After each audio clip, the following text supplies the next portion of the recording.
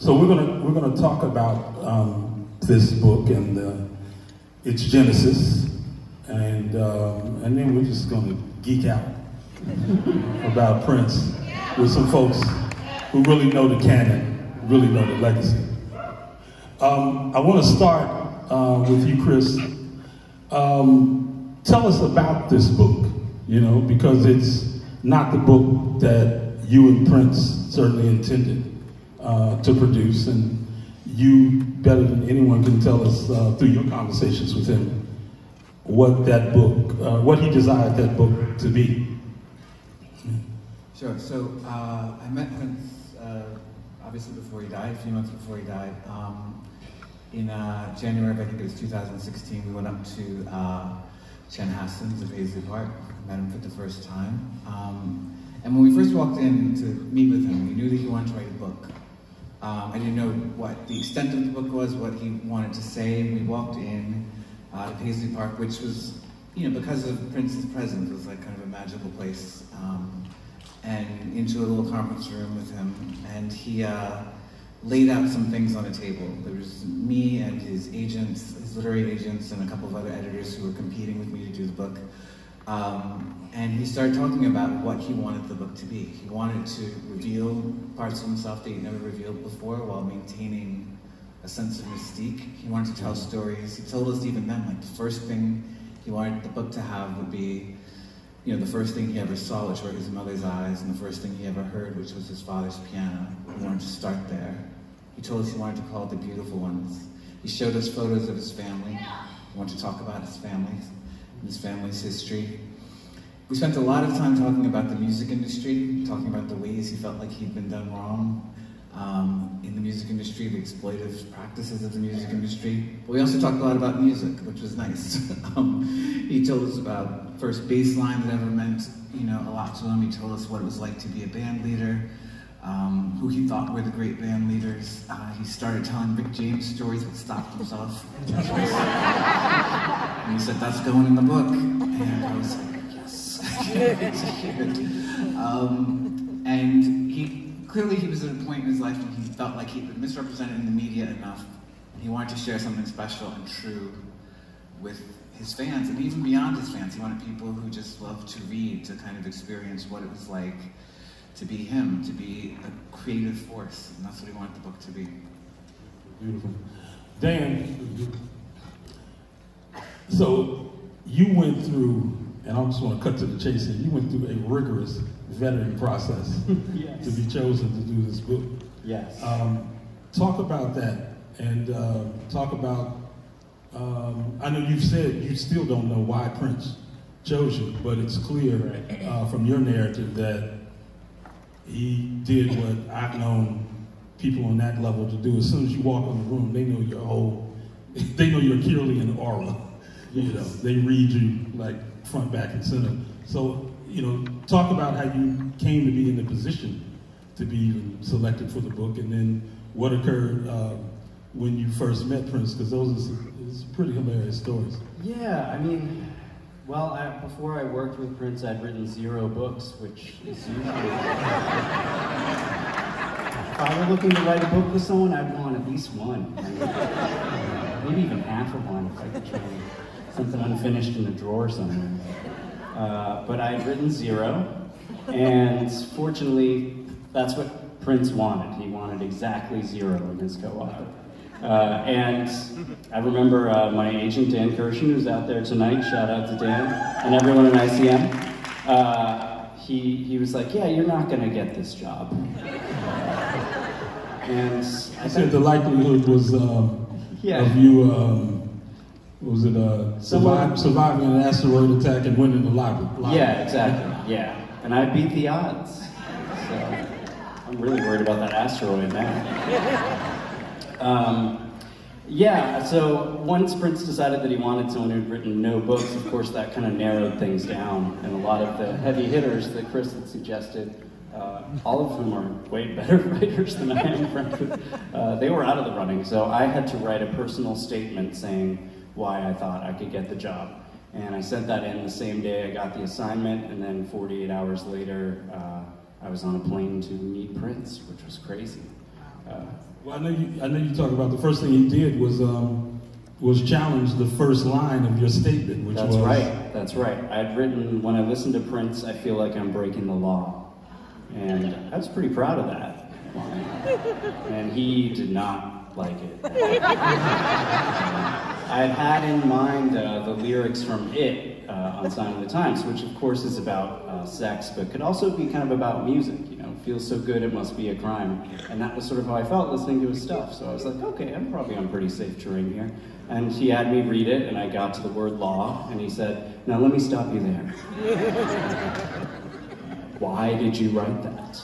Because he felt that his music was not at all law-breaking, it was law-abiding. He was a man who lived in harmony. And he would point to the candles that were burning around us in the Paisley Park conference room. And they were pretty harmonious, I have to say. So I did not challenge him on that point. And fortunately, other parts of the statement sat better with him. He really, I think, was into the idea that a memoir did not have to be this salacious tell-all thing, that it could be something that, even as it revealed parts of you, was kind of cloaking others in mystery. And we all know he liked to stay mysterious. So. Well, I think that first meeting lasted for 2 days or something? Yeah, we started off just talking, he and I, one-on-one, and then he drove me back to my hotel room, which was an amazing experience. He's a great driver. And then I returned to Paisley later that night for a concert where we talked some more while Judith Hill and Morris Day and the Time played. Yeah. It was great, because Prince would play air drums and air bass and air guitar, and you know he knew all the parts very well. So I really do feel like if you could hold up a good, maybe Spike's guitar had been there, hold it up. I think you talk about how, like, during the show, he was just signifying on Morris every time he opened his mouth. Yeah.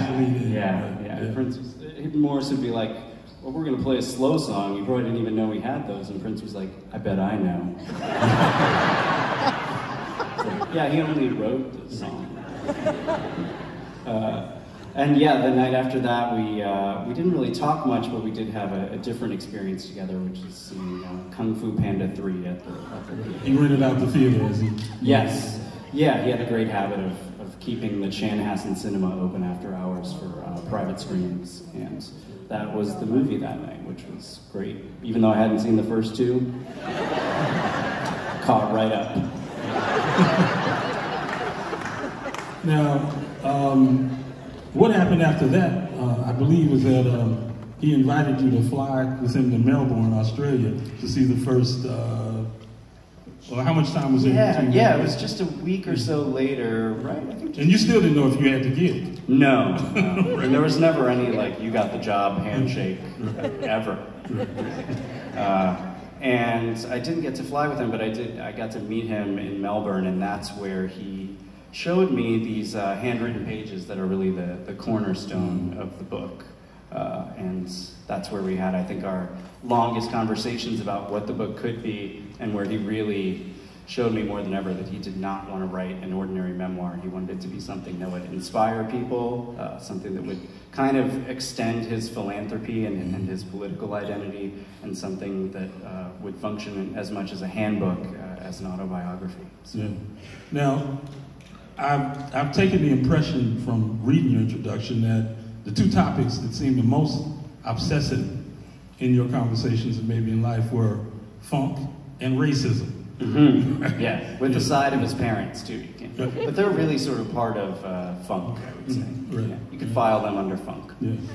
But what I love as a fan is like you give us this entree to Prince the intellectual, because and one who kind of interrogated other people about their own intellect, because in there you say at one point he asked you, define racism.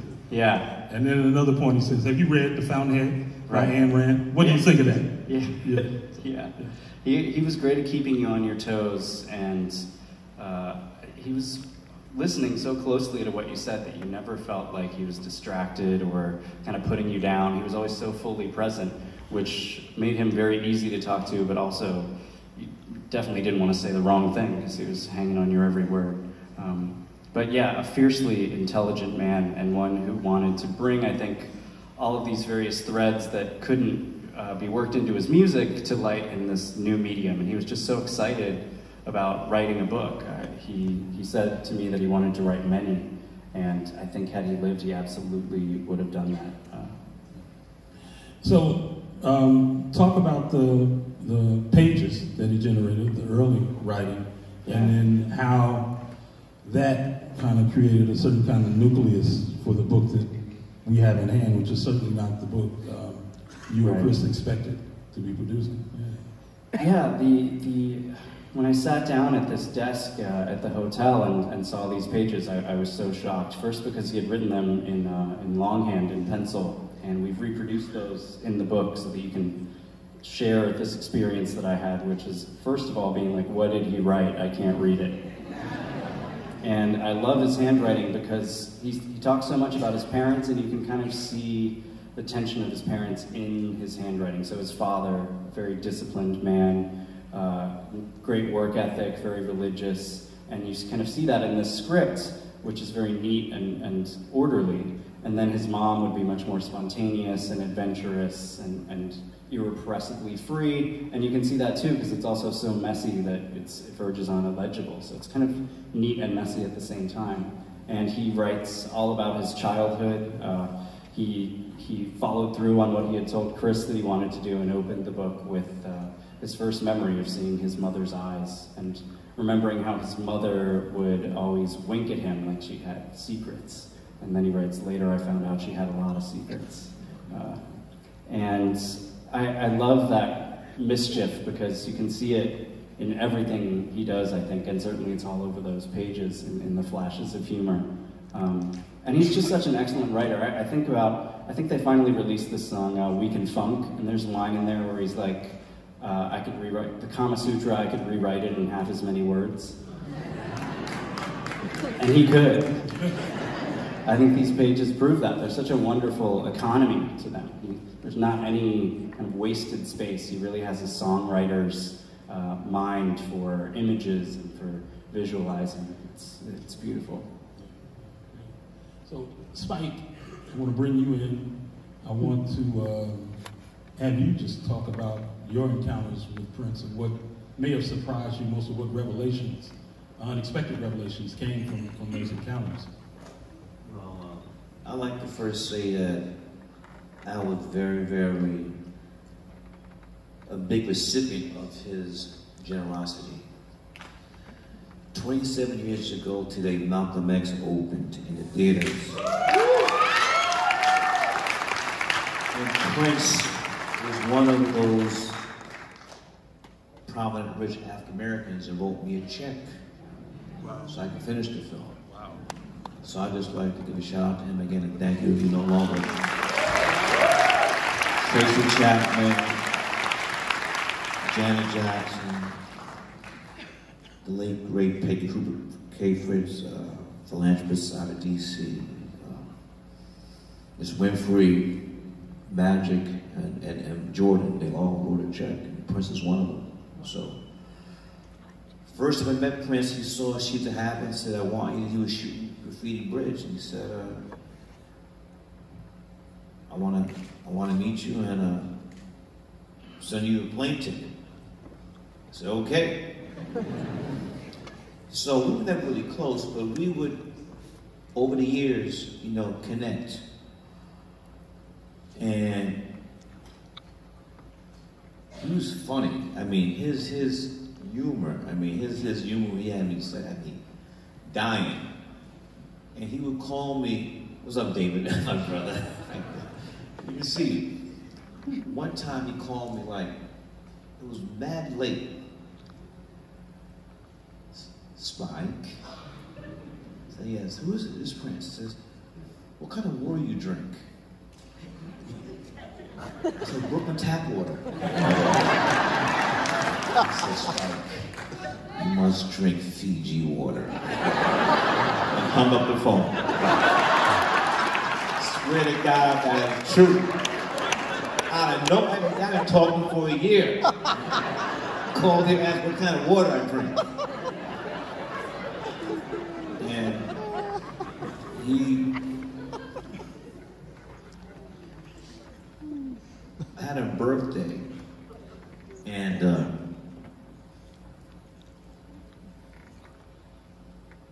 my birthday, my wife, time the kids, they said, well, at like the 8th time I'd seen Hamilton. And so we all went, and I know that I went backstage and they told me, Prince is having a party for the book. So I said, you want to go? Nah, they said, nah, we ain't going. I said, all right, you're going to miss it. So I went there, and we spent like an hour together just talking, and then soon after that, I'm a professor, film professor at NYU, and got this horrible news. So I just called some friends up, and we just had a block party from my office, and CNN came and satellite. I mean, it was amazing. And it's just, I miss it, man. And also I want to congratulate you. The book is amazing too. I hope everybody please buy that book.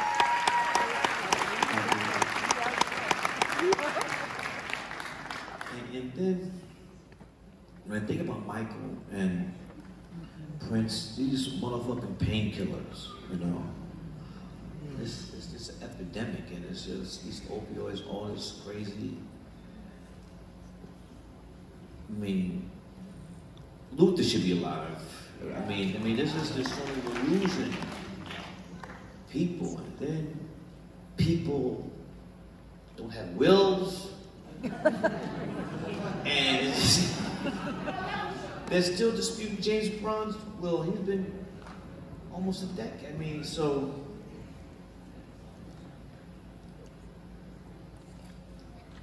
That's all I gotta say, really. I miss him. I miss him.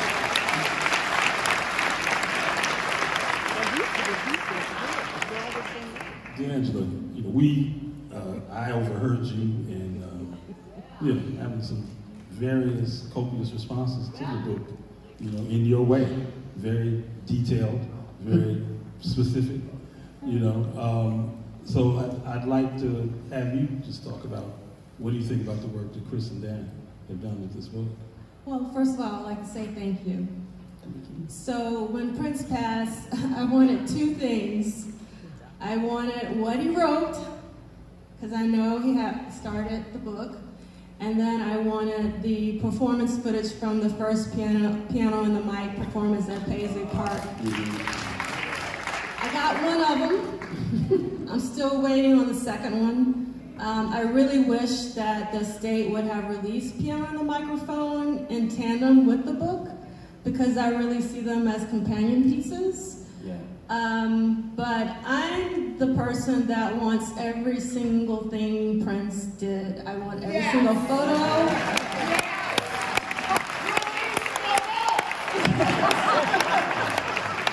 Yes, I'm with you. Release the vaults.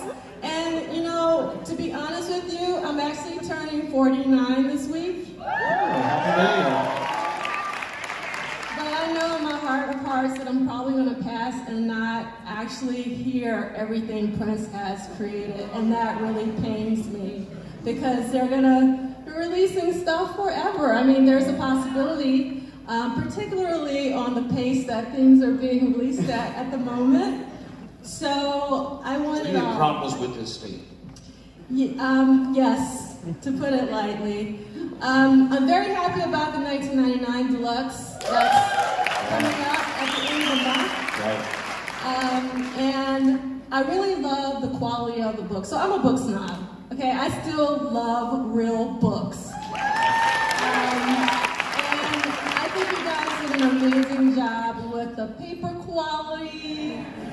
I mean, that purple, forget the slipcover. The book itself, the purple and the gold is exquisite. And I love that you not only have the handwritten pages, but also the typewritten pages for those of us who don't want to, but I will. I'll take out the magnifying glass.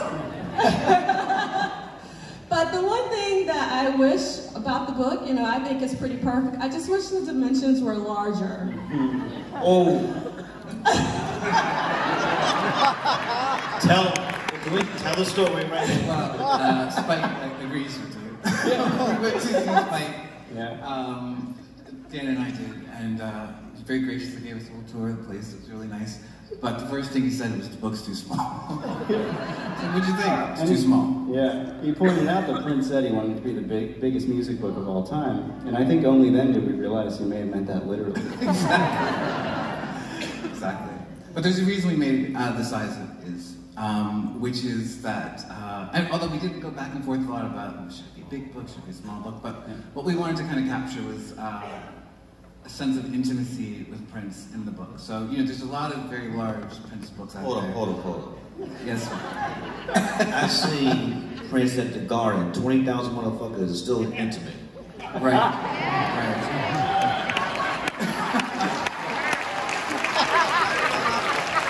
Yeah, that is definitely arguing to make it bigger. However, as I was saying, making it smaller, it's a reading book. We wanted people to feel like it was a book that they could read, that they could kind of be close to and immerse themselves in, and not just have as a display object. Because I think that's what Prince gave us with the book, with his words, and so we wanted it to be not just a visual book. Right. A handbook that you can't carry by hand isn't much of a handbook. Exactly. That's what he said he wanted it to be. True. But again, because I'm such a Prince completist, I want those handwritten pages at scale. So that's the reason why I want a larger book. Let it happen.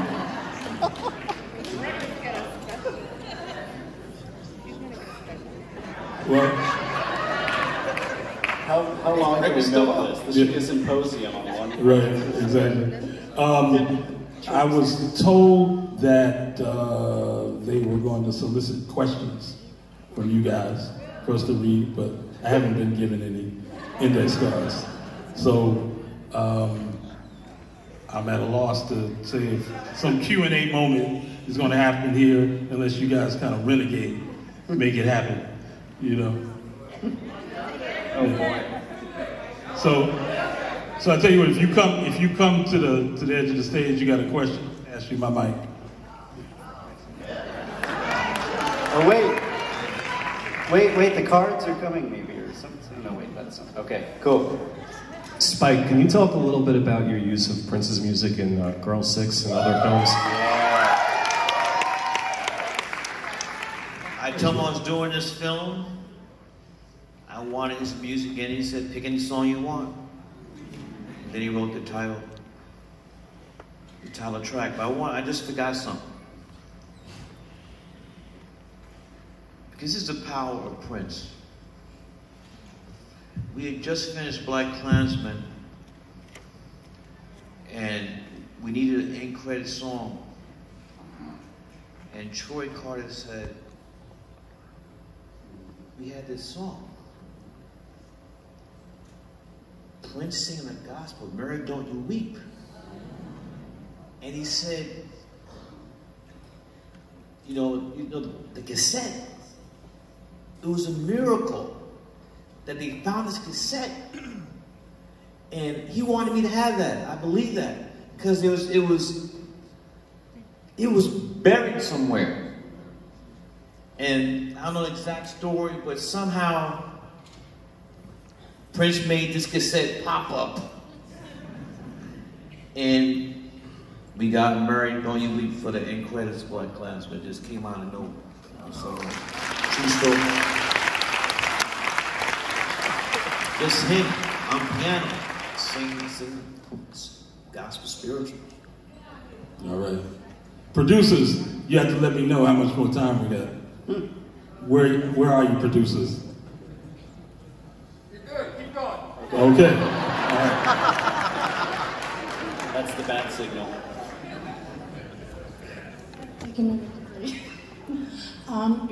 Hello, my name is Laura Mazurk. I'm hostess on Empowerment Chat Glory and Friends Radio. on Downtown Hot Radio in Atlanta, Take It to the Street Radio in Philadelphia, London Energy Radio in the UK, and FM World Pakistan Radio in Asia.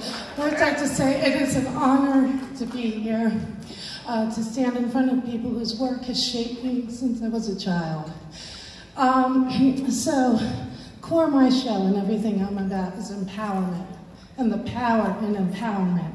So, if you could each just take a minute and talk about one of the many things I admired about Prince was, you know, he spoke up for owning your material and the power that comes behind owning your material. When you have today like artists like Taylor Swift, who's now in a battle with her record label.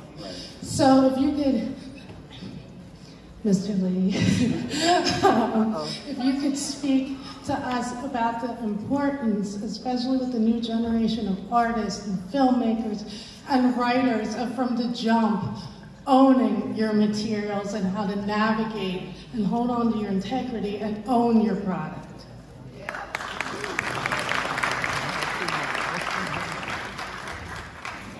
No, I think he was an example of someone who did not want to continue a legacy of great black artists. Chuck Berry, Little Richard, and go down the line, who back in the day, they give you a Cadillac, and you know, you sign with all your masters, you know, and in the music industry, you know, ownership is everything. That stuff's gonna live forever. I mean, look how much the Beatles catalog cost, or you know, stuff like that. And he went through a lot of ridicule with the, you know, the slave stuff, but he knew that he had to end this. That we, as a people, just cannot allow straight out thievery of our shit. You know, but that really goes to anybody, you know. So, I mean, I don't know if Taylor Swift is an example of that, but you have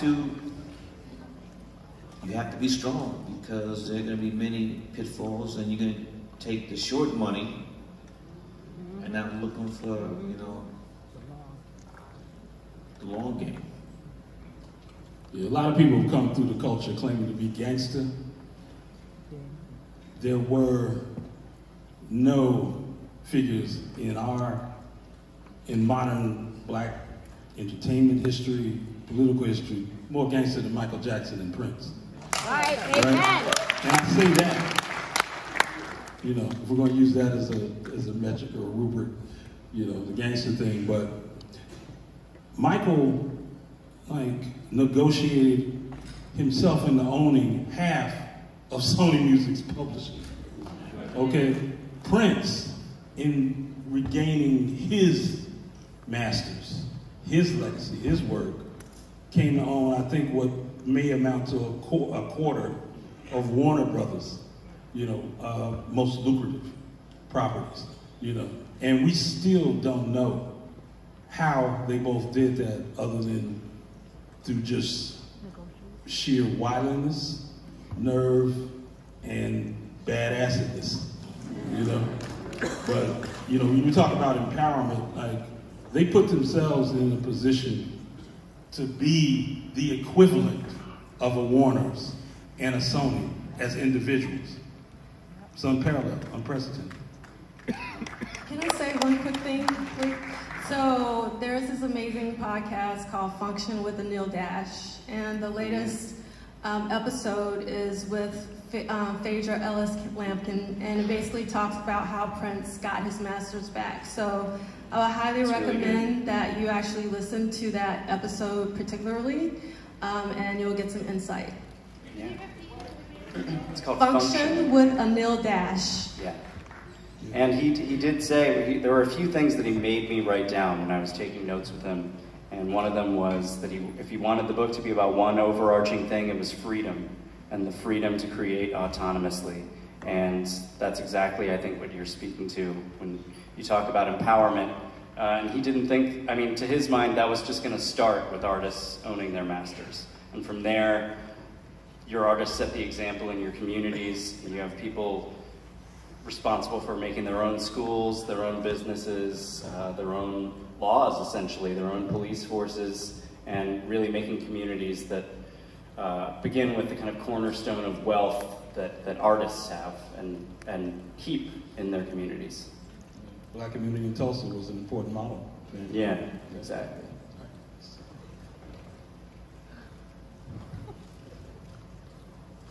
Hi guys, I'm just an old ass film student named Cedric, and I'm originally from North Carolina, born and raised. My first concert ever was Prince, 1988, Love Sexy Tour, Greensboro Coliseum, North Carolina.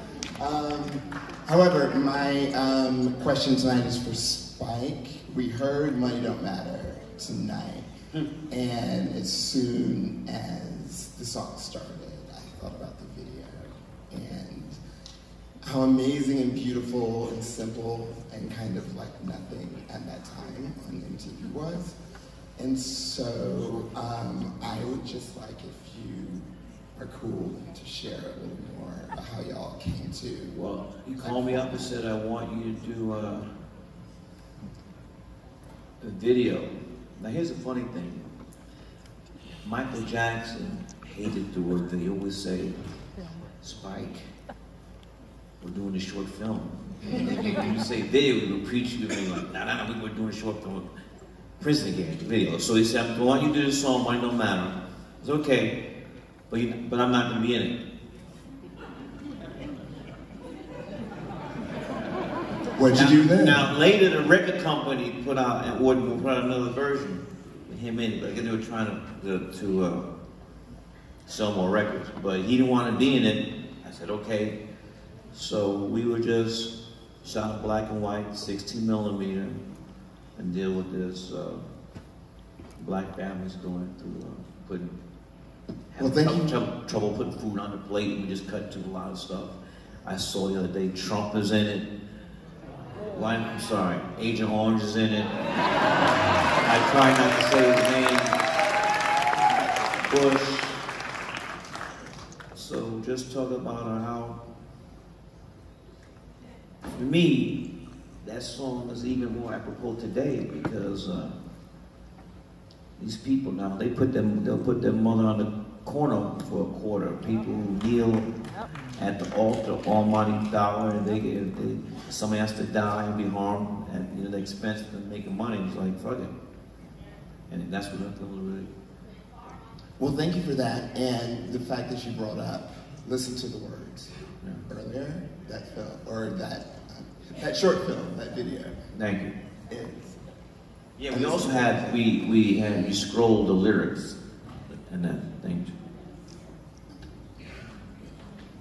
Hi, everyone. So I've been told we only have time for one more question, and it is yours. Hey, am I the lucky one? No. I just wanted to say, first of all, thank you, and for your work with Prince. And I just want to say, Prince has inspired me since I was a little girl. How young were you? 8. When I Want to Be Your Lover came, I was 8 years old. Okay, and that was the first hit in the household where we were all jamming, Mama and Dad doing the rock, everything. So, I guess I just want to say that Prince is a lifestyle. And you were so correct when it was said that I feel like I lost so much, but his music lives through me, and I thank you for writing the book, and happy birthday to you. And I don't want to make it about me, but I am, because that's just me. And my girlfriend dared me, my friend, one of my besties dared me. Spike, I'm having a 50th birthday party February 8th, and I'm extending an invitation to you to come on out and celebrate the Prince Purple and Sexy-licious birthday party. Since that, all of us can't be invited? Since that, invite the whole crowd. Right. All right. One more question. One more question. Hello, everyone. I'm Carla. I'm a photographer from New York City, born and raised. I've been a Prince fan for as long as I can remember. I'm 28, so I'm on the younger side. My question is for Spike. What is this legacy that you want to continue showing us with Prince and along with your work? Like, how do you want to extend that legacy? What do you answer that? Young lady, what is your question? What's that? I just have a comment. The book, beautiful. Oh, thank you. All right. It took me days to go. Okay, so I'm gonna let Spike do his thing so I can be true to the Just, game. you know, we just continue to celebrate his work. You know, I'm very lucky to be able to use a lot of his music and just keep it going.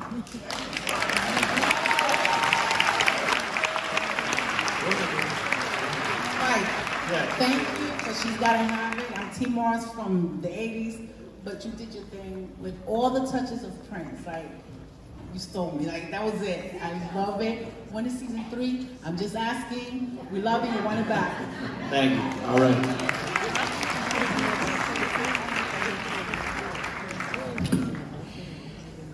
Thank you, panel. D'Angelo. Thank you. Dan, Chris, Spike. It's been wonderful. Thank you. With you guys. All right.